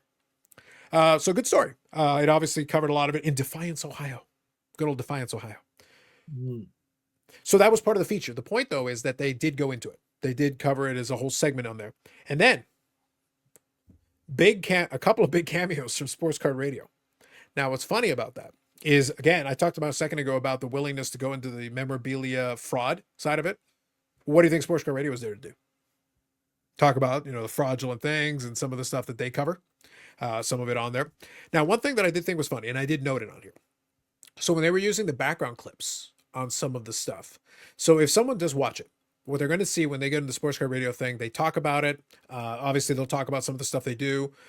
They kept it pretty much very off their regular shtick because they just kind of interviewed them on a couch. They were just talking, and they did follow them around a little bit for it, but they didn't spend a lot of time on them, but they were part of it for sure. And in the interview that I had with the director, I'll see if I can find the link to the interview with the director. I did want to listen to the interview as well, so I did. And they do question, they ask, why did you decide to bring Sports Card Radio on? So the director does talk about that. And the director is familiar with the reputation and everything and stands by the choice and explains the rationale for it. So I will leave a link to that in the description if you'd be curious as well. So anyway, one thing that I thought was interesting was that as part of B-roll, they included some clips from different Sports Card Radio live streams. And on the live streams, you do see some cameos because it's actually like a YouTube page. So they mocked up a YouTube page, but then the clip is playing in the middle of it. And on there you can see. So you do see a comment from Orlando Collector's Dream, and I believe also Bob Boozle. So some names we know were kind of featured in there because it is the live stream, right? So if somebody makes a comment and they put it on the screen, you can see it like StreamYard. So indirectly some cameos. So some hidden cameos there, some Easter eggs if you're in the YouTubes and are familiar with some of these names. So I just thought I would throw that in there. I did also recognize some people. I recognize a couple of Geoff's boys from Cards HQ in one of the scenes from the National Chicago. They were never identified by name. They were actually just doing a transaction with Up North Collectors. But I recognized their faces. So as soon as I saw them, I knew who they were. So again, there are Easter eggs in there if you're paying attention. So one other thing. So when they were doing that whole bit there, one of the clips they use is B-roll. So while the Sports Card Radio brothers are talking, they're just showing B-roll. And while they're showing one of the highlights there, they're talking about the chasing cardboard autograph controversy. I just got a kick out of that. That one spoke to me. It was close to my heart. A good time on the channel, Eric. Good times. Do it for The Rock. Yeah, Rick. I'm about to say The Rock. Rick. Yeah. Hashtag Rick. Hashtag Rick. So, Brandon, I just thought I would mention that since I thought we would all appreciate that. That was a callback. So anyway, I thought overall pretty good. I would say not as notable as some of the other hobby documentaries, but to their credit, they did touch on some of the seedier stuff. There was really brief on the screen, little mentions of Bill Mastro and some of these guys who were infamous in the space. So they didn't shy away from that, which I think was good. They actually touched on some of that. But then you also have Black Swamp Find. You also have Eric's friend from Clubhouse talking about her passion for Formula One. I think that's fair. So you've got a little bit of that. You got a little bit of, and in the end, the story of the young guy who was in jail for all the sports memorabilia fraud. By the end of the documentary, he had served his time. I think he got 6 years, 6 years in prison for that. Took his 6 years, and then at the very end of it, he's reunited with his mom, and is back at the house, kind of taking care of everything. And then I think one of the PAs said, "Well, do you think he can still do it?" And he goes, "Yeah." And he literally just on a whiteboard, he literally just demonstrated that he could replicate all these autographs. And his point was like, and what's funny is that he goes, "My advice to you is unless you know where it's coming from," I'm paraphrasing, but unless you know where it's coming from, it's like some of these can be done. They can be done really well. So there are people out there that know how to do this. And it's like, I was one of those people that know how to do this. So it's like, I would be very wary of where you're getting it from, which I think is a fair cautionary tale. Like from a documentary, like they are giving you the information. They're not shying away from it.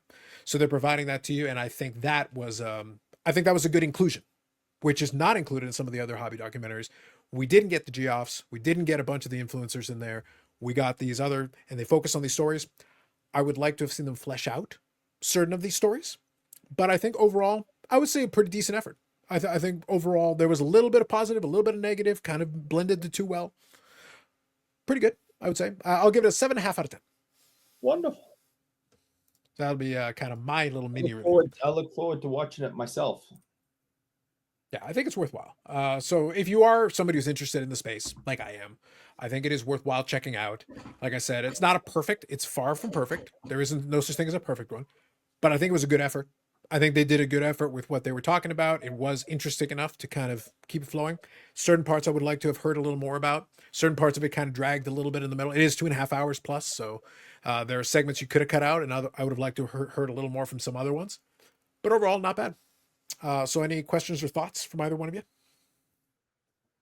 No, I mean it sounds pretty good, and I guess that it makes sense with the title Hobby Hustle because,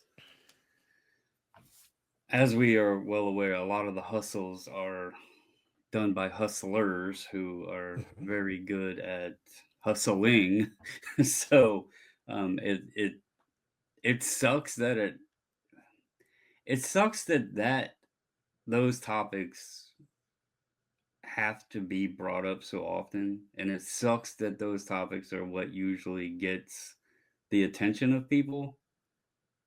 But it's also crazy at how much it continues, how deeper the level of the hustling goes. It seems like all the time we're hearing new things, new people, unexpected things, and it's unfortunate that it has to be a topic of discussion. Hell, they could probably do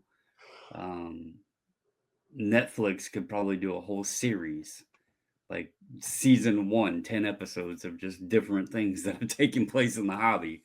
But yeah, it sounds pretty interesting. I think it's good. And like I said, my big takeaway was I'm glad they at least went into it, and I've got it in front of me here just so that you have it. It was called Operation Stolen Base. So again, it used obviously another baseball name, but it was Operation Stolen Base specifically, and it was for forgery, identity theft, fraud, theft, and money laundering. So there was actually a bunch of people that worked with him and under him. So there was a lot of charges brought up as a result of that. He was one of the ones that got the longest jail sentence for it, but they did spend a good chunk of time talking to him. So he didn't downplay what he had on there. I'm not going to give him too much credit because at the end of the day, he still, committed acts of forgery, and he did go to jail for it because he was found guilty for it. But I think it was still important that they included the information. They still mentioned, I think in total, they worked it out. I think it was over $2.5 million worth of fraud that they had during the time, with the sheer quantity of memorabilia, autograph memorabilia and things like that he had mastered. And like I said, right at the end of it, as kind of an epilogue at the end of the documentary, on a whiteboard, he literally did a bunch of different autographs for athletes all over and demonstrated how quickly, just off the top of his head, he could just do these different autographs with some of the nuances. He did have Fish Boy.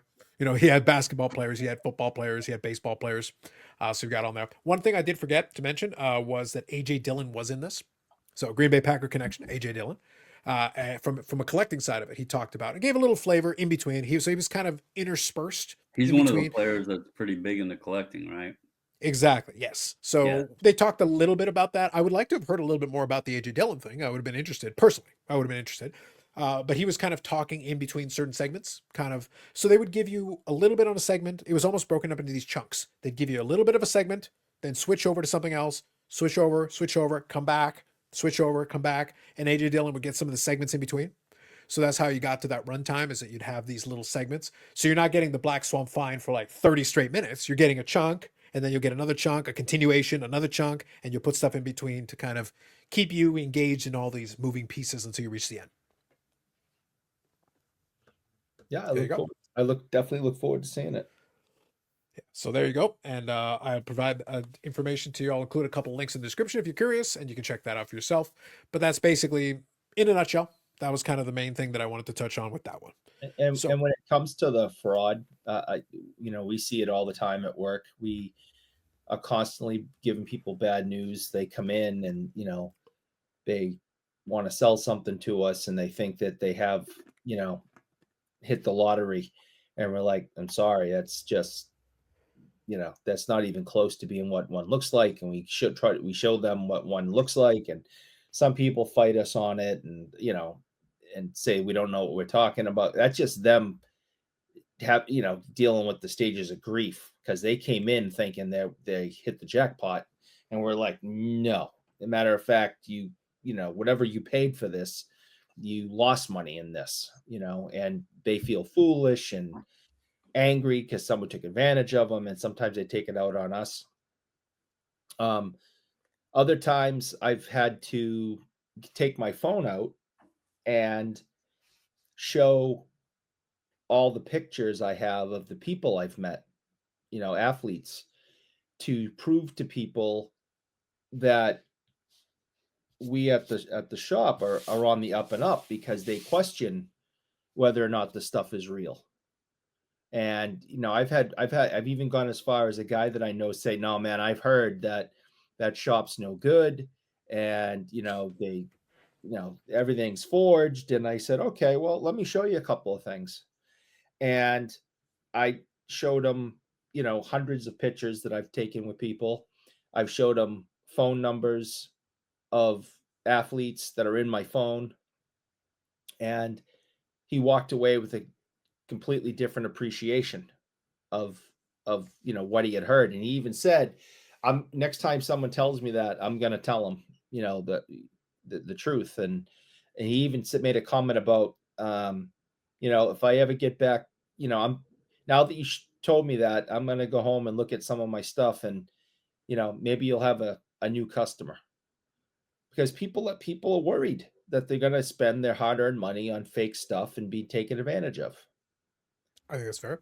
Now, one important thing, though, since you brought it up, it reminded me one thing that I should add in here, because it was part of the story. And the guy that did a lot of this stuff that was involved was Cliff Panizik, or Panizik. I probably butchered that. But anyway, so he was like the main person they interviewed for that segment that they were talking about with the Operation Stolen Base. But here's the thing.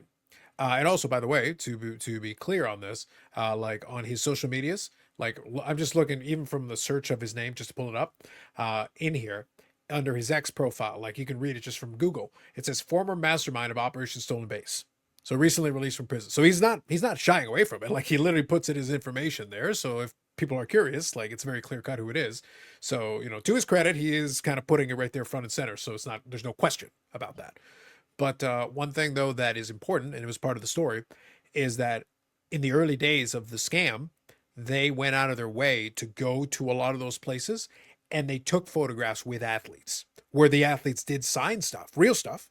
The athlete did sign it, but they would sign whatever amount, X, and he would walk away. And when it came time to sell, he would have hundreds more. So the point was that you still had legitimate autographs that were being sold initially, but it would be like a mix and match. Hey, can you sign 50 of these for me, or 100 of them? But in the store, there would be 1,000, if you get my point. So the photo is legit. Like there is a legit photograph of them with the person signing, but that would be used for the whole 1,000 as opposed to the 100 that were actually signed by the person. So that helps you, but it's not the final answer. It's only one piece of the puzzle.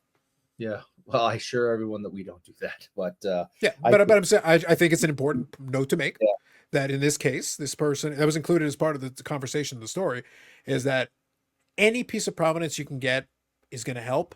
The more you can have, the better.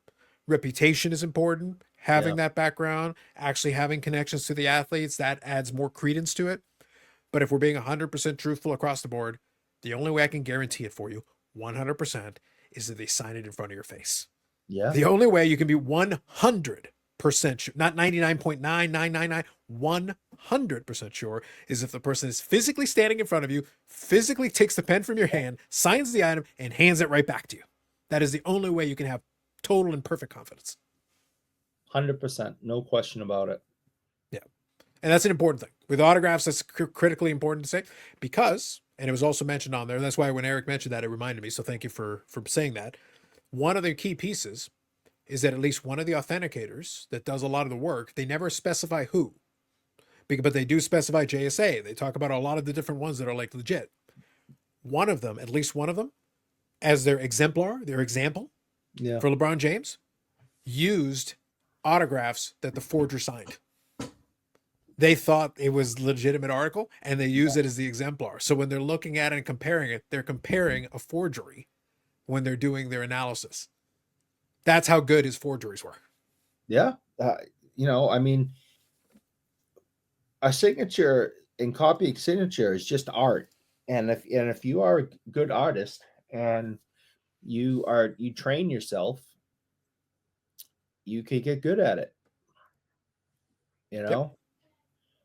I mean, haven't we all tried just signing, I mean, at any time in your life, you tried to forge someone else's name, whether it be your parents when you were a kid, just to see if you could, or, Babe Ruth or something, on a piece of paper to see if you could do it. And it's not easy. It is very difficult, especially and what they look for are the stop and goes and and the ink swelling up, because we joke about Beckett and everything, but we at the shop actually have a really good business relationship with Beckett Authentication. And the guys, we have Beckett come into the store for like 1 or 2 days at a time. And, they explain to us all the stuff they're looking for. And, one of the things is that natural flow. And a lot of times with amateur forgers, they screw up with that because they're trying so hard to match it.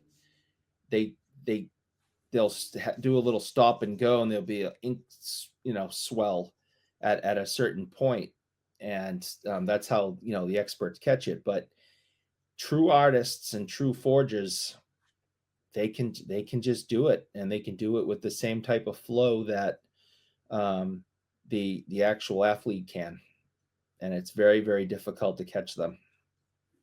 But just to be clear, it's far between of the professional ones versus the amateurs. So just to be clear, the notes that were signed from me, they got me out of entire days of high school. How I procured those notes is my own business, Eric, and I don't appreciate your accusatory tone. I'm sorry. I shouldn't have accused you. Brandon, like, it's just so inappropriate. We were having such a nice conversation, and Eric's accusatory tone is hurting my feelings. Just brutal. Stop accusing Eric. Sorry, I didn't mean to accuse. Man, that's clearly not the act and the path of a man of peace. But I definitely tried, to see if I could do it back in the day. Just, I don't know, just for fun, just to entertain myself, to see if I could copy my parents' signature. Yeah, it didn't turn out right. Well, look, all I'm saying is I understand what you're saying, but I happen to know that a lot of interesting Wayne Gretzky autographs came out of Massachusetts back in the 80s. Interesting. Just very interesting that you would bring this up. And on that bombshell, we'll call this an episode. I think we've had a couple of different conversations, very good ones. Hopefully, you learned a couple of things from there, or at least have some things you want to argue with us about, which is fine. Hopefully you take it in the context in which it's given to try to at least provide some information or at least some thoughts and topics. Also, I'll leave a link, like I said, in the description to a couple of the things that I was talking about earlier so that you can check it out for yourself. If you are interested, again, it's one of those things where you kind of have to go out of your way for now. It's on Apple TV or Apple. You can basically rent it on Apple. There is one other platform that escapes me right now, but Apple is one of them for now, and then there'll be more later. It will be available on more things later on when it gets bigger distribution. It is interesting. As far as hobby documentaries are concerned, it's pretty good. The other conversations also that were good ones as well. Hopefully you guys understand, like, bottom line from what we talked about earlier today, vintage, modern, whatever, collect whatever you want. I would say don't take it too seriously. And if you take it too seriously, that is what will make you miserable in this hobby. If you take it too seriously, you should take it as an enjoyable venture. I think the simplest thing is, Eric said a portion of it. If you don't like what someone else is doing, tough shit, mind your own business. But at the end of the day, we're all doing the same thing, just in different ways. Can't we all just get along? Like, we need to stop this genital measuring contest that's out there in the space. I was trying to be the mature way of saying that. 5% more mature. But we got to stop. Like, we're all doing the same thing, just different ways. And if somebody's happy and enjoying, whether they're collecting 2025 or 1825, that shouldn't matter. It's all the same thing. So that's my take on it. Find what makes you happy and do you. Amazing. Sensational. So, more videos coming up on the channel. Friday live streams at 8 p.m. Eastern Standard Time, where we renew hostilities and commence and unleash the dogs of war. Brandon's words are very well received, but I'm just saying, on Friday we will unleash the dogs of war at all times, from beginning to end. The dogs of war shall be unleashed. USA versus Canada, baby. We should have a recap for Friday. What are they competing in? You know what? Is it in cyclocross? That would be awesome. Well, at least that'd be a real sport. I don't know what you're talking about. Just saying. The hockeys. Look, I'll make you a deal. I will be happy to talk about it. I'll be happy to talk about every second of it that I watched. You're not going to watch any of it. I haven't watched a single second of it, Eric. Not a microsecond of it. Not even a highlight. Not even a highlight. I don't care. Say Sweden this whole time, so my head keeps turning. Yeah. Is it Brandon? Now, even the pregame, like, no, I can say truthfully, I have not watched a millisecond of it. I don't care. And I said going into it, it's like, I don't care. It's to win the Four Nations Cup, a ribbon. Like, what do you get? I think we need the curling matchup after the hockeys. Oh, the curling. Look, curling's legit. Curling is a real sport. Yeah, I mean, they use brooms and those. They could throw the rocks at each other. Why do you think Eric gets confused? Because he said he was hanging out with Peter Forsberg that one time, but it was actually a janitor. But the thing is, the janitor had a broom. It turns out he was just a curler. He was an avid curler. See, on ice, a real sport. Anyway, what's Peter Forsberg? On that bombshell, back with more silliness on Friday. Back with more silliness on Tuesday. That's what we do around here. There'll be more of that and other things coming down the pipeline. And I can tell you that I received a package that included some more hobby periodicals from back in the day. So maybe I'll get through reading some more of them, and maybe we'll get some reviews on some of that too. Timeline to be determined. Let me see. It's going to take me some time. But regardless, working on it. Work in progress. Also, check out the conversation I had with WadeBoggsFan. We had a lot of fun with it, and I would love to get some more feedback and commentary on it if you have some thoughts or commentary on it. For Brandon, Baubles and Ball Cards, known associate of 540 Flips, Eric, Salty Eric Sanderson, or known associate of no one. We're not trying to be associated with the Hall of Fame, though. He's trying to be associated with America. Is what he's trying to be associated with. And we're not buying it. Canada's not buying it. America's not buying it. The Dutch might be buying it, but it's mostly to get to me. I don't even think they're sincere about it. I actually think they're just trying to spite me. So the Dutch might be acknowledging it, but only, again, to get to me. And I'm not falling for it. I could see that. Just saying. All right. So for all of us, thank you very much for checking this one out. We'll catch you in the next one. Thanks, everybody.